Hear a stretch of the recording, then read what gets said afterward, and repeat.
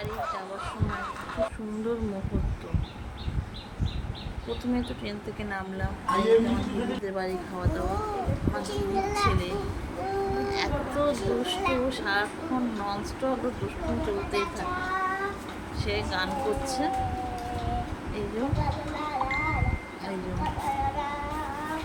এত দুষ্টুমি করতে পারে সে সারাদিন। দাদুর সাথে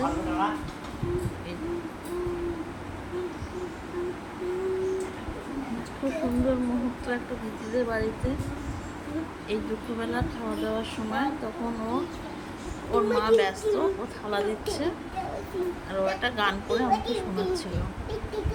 কি গানটা আপনাদের শোনালাম না, ওখানে দুষ্টুমিটা দেখুন। তারপরেই হচ্ছে মন ভারী করার সময়, নিজের বাড়ি আসার সময়। আজ দীর্ঘ কয়েক বছর পর এসেছি আমার নিজের বাপের বাড়ির শহরে এসেছি। এবার ট্রেন মেয়েদের জীবনটা কি অদ্ভুত, তাই না? বাই বাই বাপের বাড়ি, সারা জীবন অন্যের নিজের খাটতে খাটতে জীবন চলে যায়। এটাই হচ্ছে একটা মেয়ের জীবন।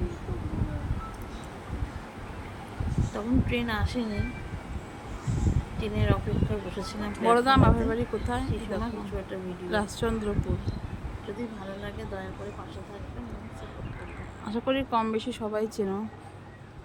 এই যে একটা শান্তির জায়গা।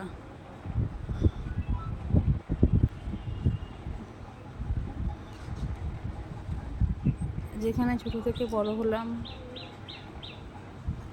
আর সেই বাড়ি ঘর ছেড়ে চলে যেতে হচ্ছে।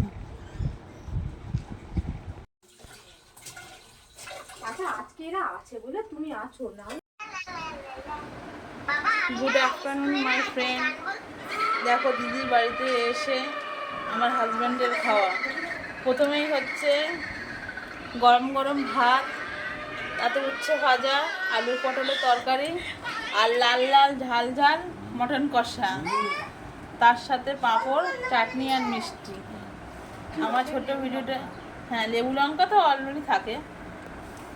এই যে অবশ্য লঙ্কা নেই, লেবুটা রয়েছে।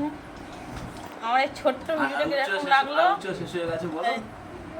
কিরকম লাগলো প্লিজ একটু কমেন্ট করে জানিও।